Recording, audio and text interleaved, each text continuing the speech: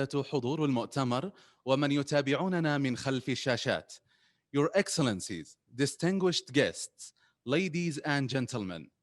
نرحب بكم في اليوم الثاني والأخير من فعاليات المؤتمر الدولي لتقويم التعليم والتدريب، الذي تنظمه هيئة تقويم التعليم والتدريب بالشراكة مع الأمانة السعودية لمجموعة العشرين، تحت عنوان تجويد نواتج التعلم ودعم النمو الاقتصادي، حيث ناقش يومه الأول عددا من الأوراق العلمية لعمليات التقويم وفحص الجودة واعتماد برامج التعليم والتدريب التقني والمهني. It's our pleasure and honor to welcome you in the second and last day of the International Conference on Education and Training Evaluation that's organized by the Education and Training Evaluation Commission in partnership with the G20 Saudi Secretariat, entitled Improving Learning Outcomes and Supporting Economic Growth. حضورنا الكريم، تستمعون الآن إلى المستشار الأول في هيئة تقويم التعليم والتدريب الدكتور محمد الزغيبي في حوار علمي حول تنفيذ التجديد التربوي على المستوى الوطني مع وزير التعليم السابق في نيوزيلندا معالي هيكيا باراتا. Dear distinguished guests, please welcome the Senior Advisor of ETEC, Dr. Mohammed Al-Zughaibi, to the keynote speech Implementing National Education Reforms with the Honorable Hekia Parata, the Minister of Education for New Zealand from 2011 to 2017. فليتفضل الدكتور محمد الزغيبي مشكورا. Thank you very much. I would like to welcome all of you for the second day in the International Conference for Assessment. Yesterday, it's like setting the scene for the conference at all. Today, we'll focus on the implementation of educational reform. As we say in Arabic, Al-Maidan Yahmedan. So the devil in the details. Today we have with us an extraordinary achiever, the Honorable Minister of Education in New Zealand during the period of 2011 till 2017.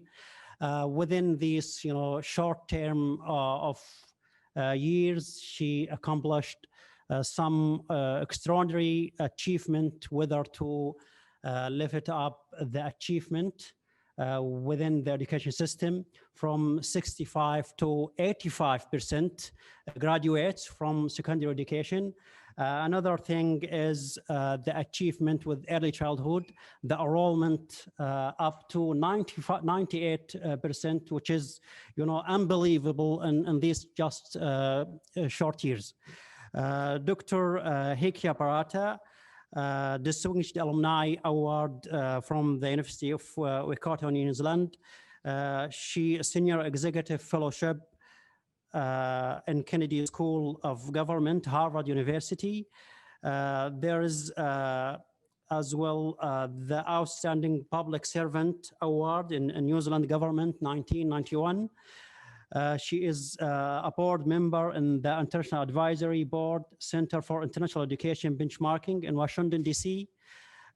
She is the International Advisory Board for the Center for Global Education. And finally, she is the chair of the Global Forum Education Policy Reform in OECD. She is going to chair a forum just next week with the education reform. I'd like to switch to Arabic to affirm on the personal side of Dr. Hekia Parata to my fellow Saudi colleagues. Dr. Hekia Parata هي أصلاً من Dr. Hekia Parata is one of the long history indigenous people of New Zealand who did not have the opportunity to have good education in the past like others. She is from a family of 10 people, 5 girls, 5 boys. She is also a mother, but in a short period of time, she could achieve a lot of things that is celebrated by the OECD and a number of other countries. Her road was not easy, and her journey wasn't easy. And if you go there and if you look at the kind of resilience that they faced in New Zealand, for the efforts and reforms she wanted to do. She worked as Minister of Education, and despite of all the challenges, she could achieve a lot of things that are celebrated. Hekia Parata, it's our pleasure to have you today with us. Please kick off with your presentation. Salam alaikum. I am finding that my camera is not starting. Share screen.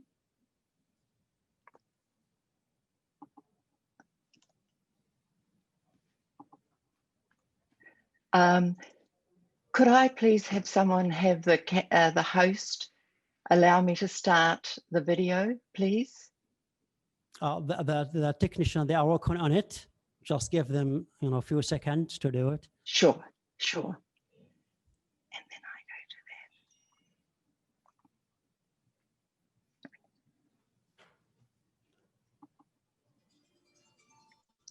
that. Yeah. Salam alaikum. Wa alaikum salam. Good afternoon. I am going to share the screen now. Share. Yes, we can see it. We can see it now. Well, good afternoon and greetings from New Zealand. I am so delighted to be participating in this international conference, and I would like to thank Your Excellency, Dr. Ahmed Alessa, for inviting me to participate, for the Board of Directors of the Education and Training Evaluation Commission, the conference organisers who have done a superb job in very challenging times. And I must confess to the audience, this is the first time I've done a keynote presentation online, so I hope that I will acquit myself. And I would like to acknowledge the G20 presidency by Saudi Arabia, and that this conference is part of the International Conferences Programme. Greetings to all.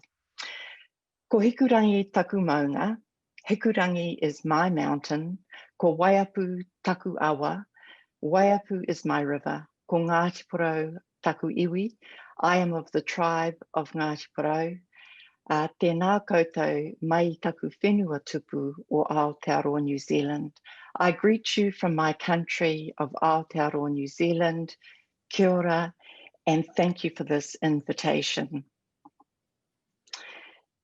I wanted to talk to you about the national education reforms that I led during my time as Minister of Education from 2011 to 2017. As with all reforms, some of them were successful, some of them were not, some of them were popular, some of them were not. While we all talk about wanting to change and improve, in fact, we all do find it difficult nevertheless, and so it can be very challenging. I want to focus on the key elements of the reform that I led during my time, and I want to emphasize that there is never just one big reform and then our education systems stop trying to improve. In fact, we must all commit to continuous improvement because education systems must be dynamic and responsive to the world, and never more so than now, as this pandemic has swept all of our countries and we have had laid bare what many of the challenges are within our education systems. And so all systems here in New Zealand, there in the Kingdom of Saudi Arabia, in the countries of delegates who are participating in this conference, know that we must all rise to the challenges. And we know that in reform, however, there are some constants. The first thing to know, given that our conference is about both improving learning outcomes and supporting economic growth, is that learning is everyone's business. It's really important that our education systems and our economies are aligned because that's how we reflect ourselves to the world and how the world is interpreted by us. So that means that the values that underpin our citizenship in our countries must be reflected in our curriculum, in the way we teach, in what we teach. Our assessments must be relevant to that curriculum to ensure that the quality of our skills and qualifications will perform for our own economies, but also make it possible for us to participate powerfully in the world's economies. The most unique part of any country, the resource that is most powerful for all societies, are our people, our languages, our cultures. As we become more and more part of the world, as we aspire to have global competencies so that our young people can participate with confidence in the globe, in its economy, as well as our own, it's important that while we modernize, which we must, we also remain anchored in who we are, because it is our specific and unique language, identity, and culture that will allow for us to be creative, to be innovative. And in that intercultural space with other societies, that's where innovation really does occur. We want to make sure that we continue to be the distinctive people that we are.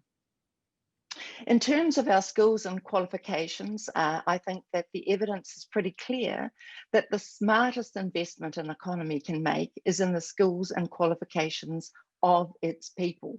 And this conference has spent a day already and will spend the rest of today talking about what those skills and qualifications need to be, the pathways that our young people must be able to pursue. But it's not enough just to be learners. As Andreas Schleicher will probably have said to you yesterday, because he certainly says it often enough, it isn't just what our young people know, it's what they can do with what they know, so that they can apply it to real world jobs, to opportunities they can identify in the economy, so that they can build strong and capable lives for themselves and for their families, and so that the economies of their countries can diversify. If we want to see growth in our economies, we have to be constantly ready to diversify, and that relies on the skills and qualifications of not just our young people, but of lifelong learners. Now, the best return on investment is lifting and sustaining the quality of teaching. We know across the world that no education system can surpass the quality of its teaching.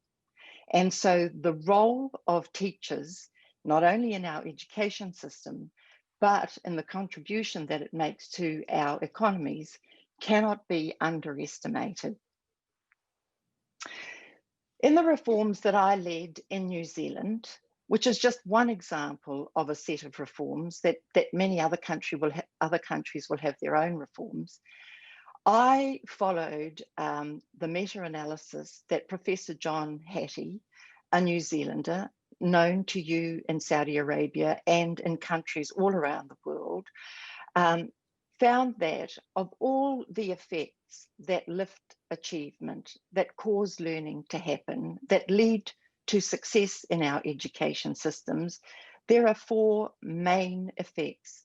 Two of them are in school and two of them are out of school. And as you can see, the first is the quality of teaching, closely followed by the quality of leadership of our learning systems, whether at early childhood, throughout our schooling years, or on into tertiary. And the two outside of school are the strength of parents and families' engagement in their children's learning and the expectations that the community holds of their young people. So these four ingredients were the contribution to the recipe I followed for the reform that I led in New Zealand. And at the heart of it, every day, in every way, were our learners and their learning. If we lose sight of what our education systems are built for, which is our children and young people, then we lose sight of the importance that learning, skills, and qualifications make to our societies and to our economies. So every day I got up and thought about how many more young people can we get involved in early childhood education? How many more young people can we ensure will have a successful general education in our primary schools? How many more young people can we assist to get the qualifications they need to go on and participate in society and in the labour market? And so in the area of lifting the quality of teaching, in New Zealand, we focused on investing in our Teachers Registration Council and the importance of ensuring that every teacher who was involved in our schools had been licensed to practice, maintained their qualifications, ensured that they were up to date, engaged in professional learning and development, and supported our Teacher Registration Council to carry out reviews to support teachers to maintain and update their qualifications and to be successful.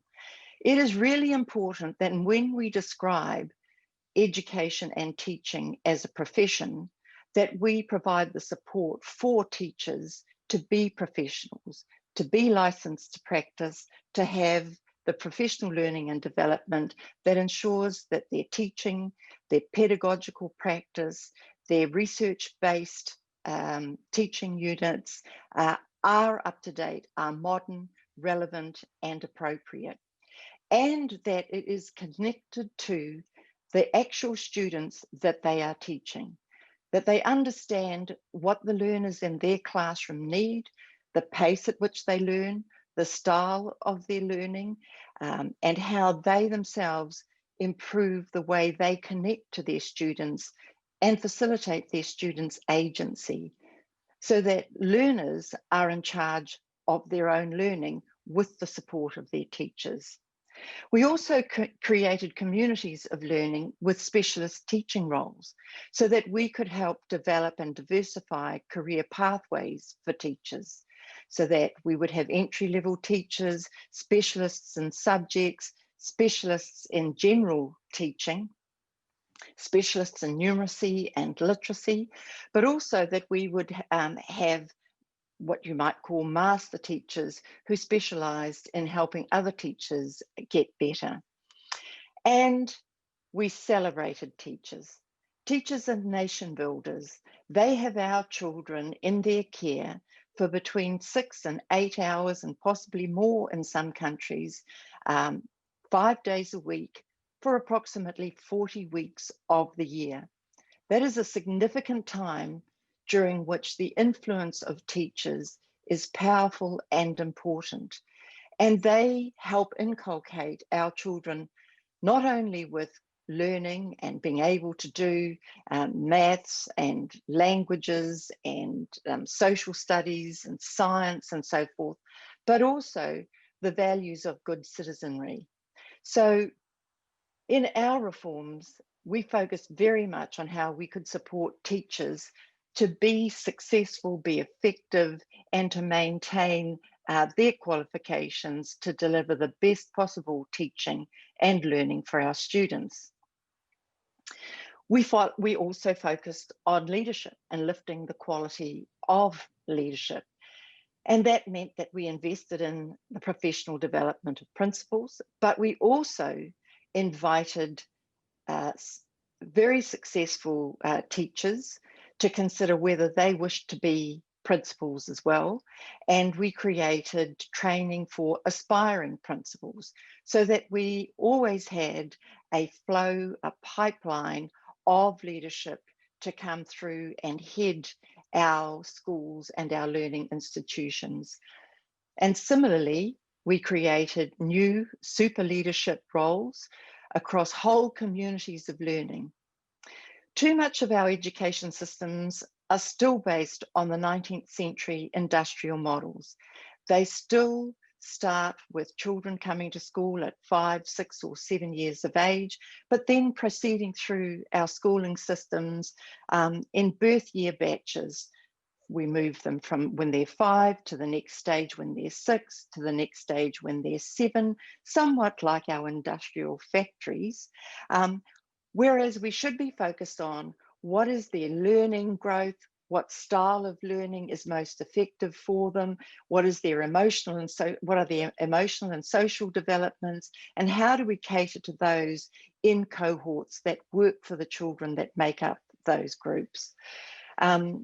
And so we developed communities of learning where in a community we connected early childhood through to primary to secondary and on into tertiary options, so that young people were the center of the system as opposed to the sectoral approach that are the structures that most of our systems have, which frankly are organized much more for the convenience of adults than they are for the learning growth and pathways of students.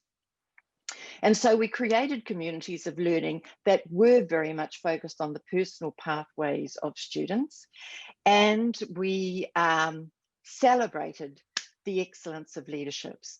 We held national awards for our most outstanding teachers and principals. We ran education festivals so that schools could demonstrate what they were doing to their communities, and parents and community leaders could attend those. We began an online celebration of teachers by inviting former students to send electronic postcards to thank the teacher that had made the most difference in their lives. And we generally tried to create an atmosphere of recognition and respect and celebration for our teachers and principals for the key role that they play. And while there have been many challenges arising out of the pandemic, and there continue to be those challenges, one of the really powerful points, I think, is that parents who have had their children at home for weeks or months have really, I think, come to respect even more the role of teachers, the value that they bring, the challenges there are in actually being responsible for teaching children every day, many weeks of the year. So while children have been at home and they've been in the care of parents who've been responsible for keeping the learning genes alive, I think that there has become a greater awareness of and a greater respect for teachers. And I trust that that will carry on into everyday life once we have some semblance of normality again. Following again Professor Hattie's research that found that involving parents and communities was very powerful for growing learning and achievement. In New Zealand, we ensured that we reported to parents on national standards in literacy and numeracy across all schools. We reported every 6 months so that parents felt informed and involved. We created easily understood local community data, and there's an example up on the screen for you. So you can see that we did this at early childhood. We did it from 0 to 18 years of age. We did it by ethnicity, and we did it by gender, and we did it by schooling level, so that at a glance, parents, local leaders could see how well their children were doing and how they might participate in growing their children's learning. And of course, it's really important that there is effective evaluation, not for the purpose of simply ensuring compliance, not for bureaucracy and auditing and monitoring and trying to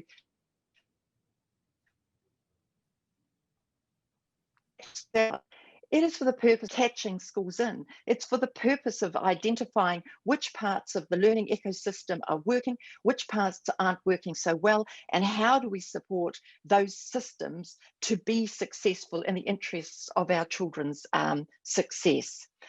And so So all four of those elements came together, and in our national reforms, this is what we did.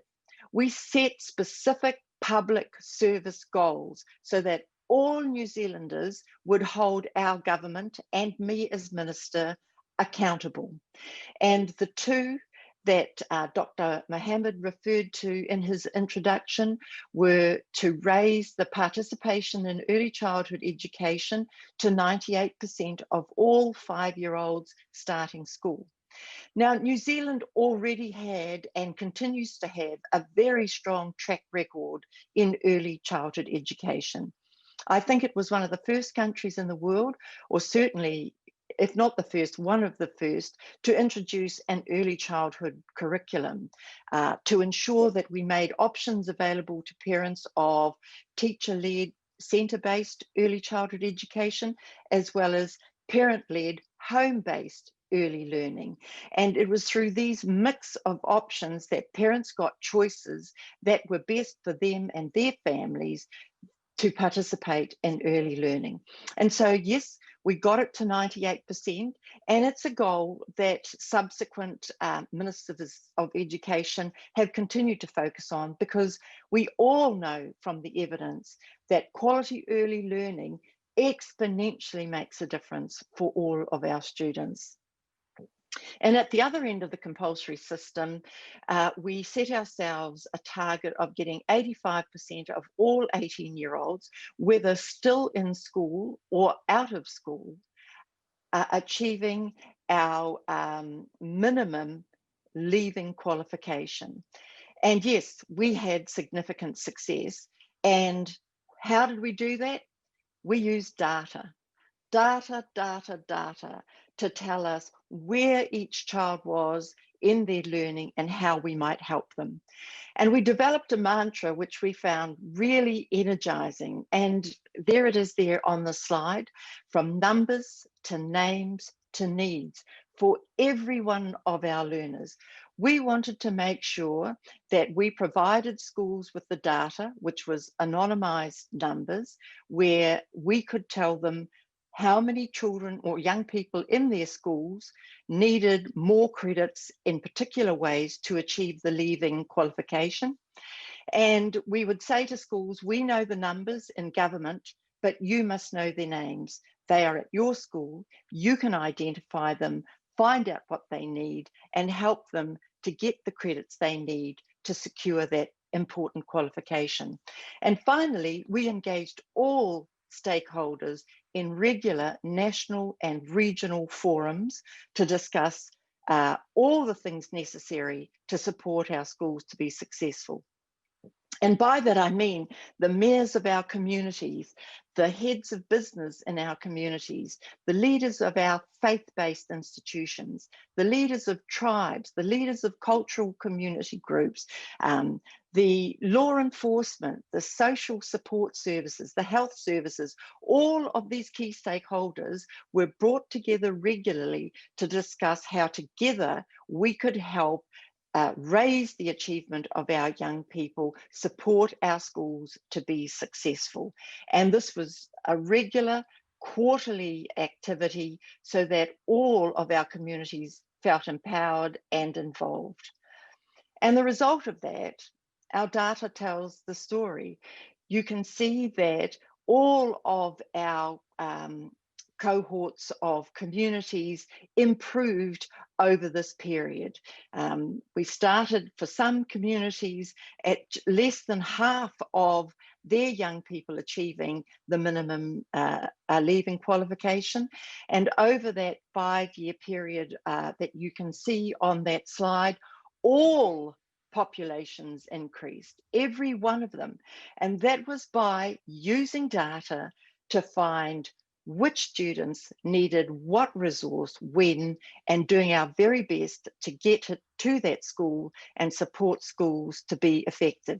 Because here's the thing, no matter how much influence you might have as a minister, no matter how many speeches you might make, no matter how many stories you might tell, in the end, the fact is, it is teachers and principals who make the magic in classrooms up and down every one of our countries. So supporting them to be successful is what causes learning to happen and students to be successful. It isn't actually ministers. Our job is to lead. Our job is to create the conditions in the environment for success. Our job is to gain momentum and to be prepared to take leadership even when it isn't always popular. But in the end, it is our teachers, it is our principals, it is parents and the communities that make the difference. So finally, learning is earning. Students who do well, acquire skills, get good qualifications, will find opportunities in our labour markets, will be ready to create opportunities in our labour markets, and thereby raise our economies. So it is absolutely true. The title for this conference is so appropriate. Not only must we improve learner outcomes for those people themselves and for their own lives to prosper, but also because that's what grows our economies. So particularly now, as we face the challenges of this pandemic, it is not binary. It is not either public health or economic wealth.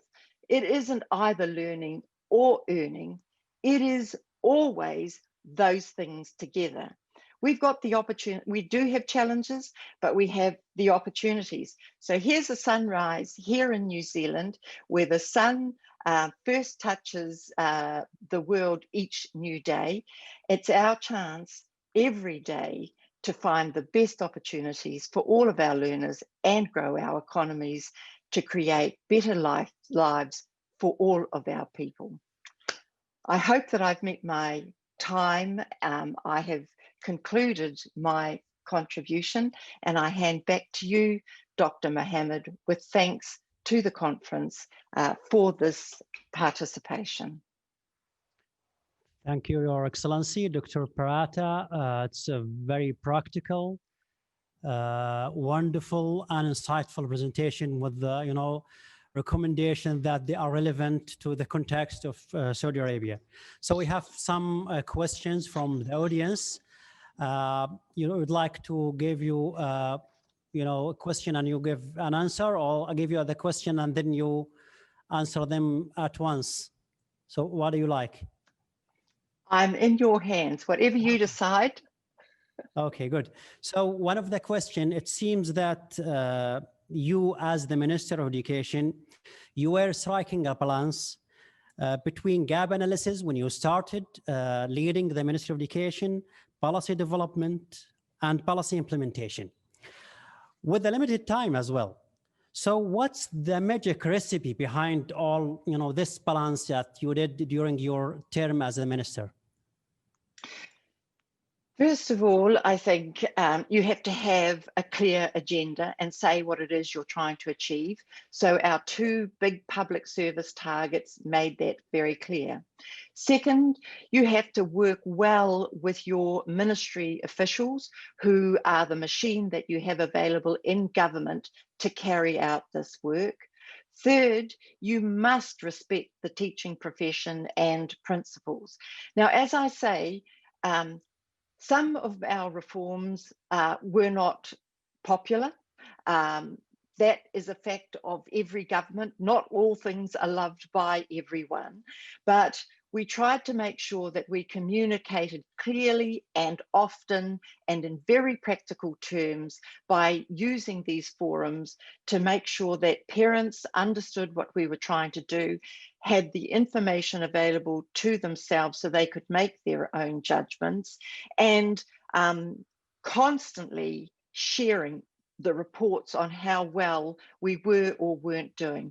And of course, getting resources to where they needed to be as a priority, because there's Never enough resource for all the things that we want to do. So data is also useful in helping to prioritize where we invest as well. So it wasn't one thing or another, it was how did we bring all of those things together. And sometimes we made mistakes and had to own up to them and then move on. And other times we celebrated our successes. Thank you, Dr. Parata. Another question that you invested on the Council of Teacher Registration. So in Saudi Arabia now, we are preparing to start processing with teachers registration and licensing. What is your advice to policymakers and educators as Saudi Arabia is going to start with this new initiative? Well, first of all, congratulations, because that is an outstanding initiative. It says to teachers that they are professionals and that, like other professionals, lawyers, engineers, doctors, and so forth, they need to have a license to teach. That license must be kept updated, it must be relevant, and it helps grow a professional pride across all teachers. So I congratulate Saudi Arabia, and I commend to you that you also look at the best practices around the world that you think will serve you. We did that. We looked around the world and we looked at elements that we thought would work in our country, and we then adopted and adapted those to our situation. Thank you. Another question from the audience. In a centralized system, in a centralized education system like Saudi Arabia, reform initiative fidelity is a challenge. How could this challenge be overcome here in Saudi Arabia? I'm probably the wrong person to ask, Dr. Mohammed, because New Zealand has one of the most decentralized systems in the world. Every one of our schools is run by a democratically elected board every 3 years. Parents run for the board, local community leaders run for the board, and once they're appointed for their 3-year term, they then get to decide what curriculum is taught, the employment of the principal and teachers, and then they work directly with the Ministry of Education. So having just said that I'm not the qualified person to respond to your question, I think, though, if you use the same kinds of ingredients, be really clear about what you're trying to achieve and why, and how that affects teachers and students. Communicate well, clearly, simply, and regularly. Celebrate success. Share data in ways that the schools in the first instance and the surrounding community understand what's happening and what they can do to contribute. Those ingredients will work as well in a centralized system because it's populated by people, and people just want to know, they want to understand how they too can contribute. Thank you. I think we still have time for a couple of questions, if you may. Family engagement is a crucial part of your strategy when you were Minister of Education. Yep. This might even crucial during the pandemic now around the world to engage family with the education of their children. Would you please shed some light on how to make it systematic and sustained engagement with families? So first of all, I would say that you have to value family involvement. Not just say that you do, you need to truly practice that. So if you want families to be engaged, then they have to feel welcome at the schools.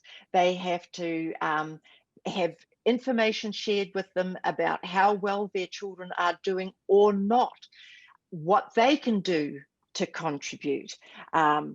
Share on a regular basis that information in practical, simple terms, and ask them to be involved in their children's learning. Look, all parents, I never met one parent who wasn't keenly interested in their child doing well and understanding what they needed to do to help that occur.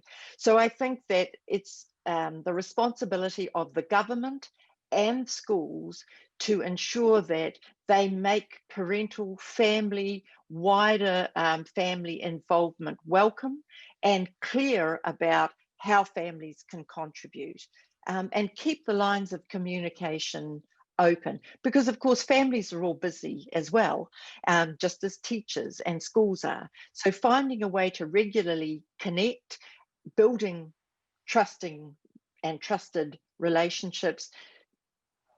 We've got a saying in New Zealand, hea te mea nui o te ao, he tangata, he tangata, he tangata. What is the most important thing in the world? It is people, it is people, it is people. Build relationships. That'll do it. Thank you. The final question from the audience. It's a challenge within an argument. I don't know how we're going to respond to this question. The thing that happened in New Zealand education is that you were already at a level that you were able to lift achievement. Whereas in the case of other countries like Saudi Arabia, we are down below that level of yours. And there is a long way to that. So what's your comment on countries like Saudi Arabia? It's, sometimes we don't even have the infrastructure to lift the achievement. The factor they are not, coherent together. So I would say that focus on progress. Too often we focus, to use the jargon, on summative evaluation and less so on formative.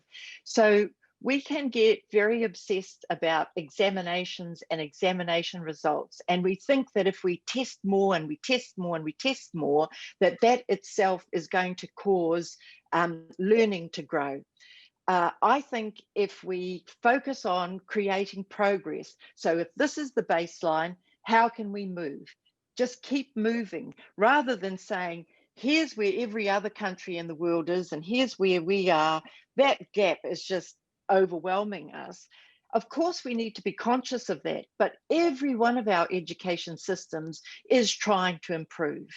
Not improving, standing still, is slipping behind. So constantly trying to improve, and there is enough information around the world to tell us, what do excellent systems do? What do great systems do? What do good systems do? And all of us, as I said, are on a journey of continuous improvement. So I would say focus on progress, celebrate every piece of progress, build momentum. Success breeds success. That's a truism, because it is true. The more people enjoy success, the more they want to do that and enjoy more of it. So progress is to be celebrated. Building a momentum across a school, a community, and a system, and keeping that momentum will progress for each and every learner.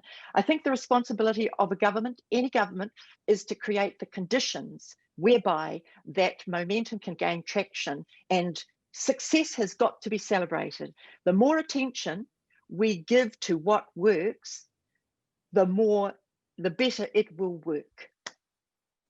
Dr. Parata, thank you very much on behalf of myself, ETEC, and thousands of audience watching you now. Thank you very much, and we look forward to have you in person here in Saudi Arabia. Shukran. I look forward to seeing you in person in Saudi Arabia sometime in the future as well. And I wish you all the very best with your Teachers Council and with all your other initiatives. And I congratulate ETEC for organizing such a well-run conference, despite all of the challenges. Thank you, and all the very best. Kia ora. Kia ora. Kia ora, Dr. Mohammed. Thank you.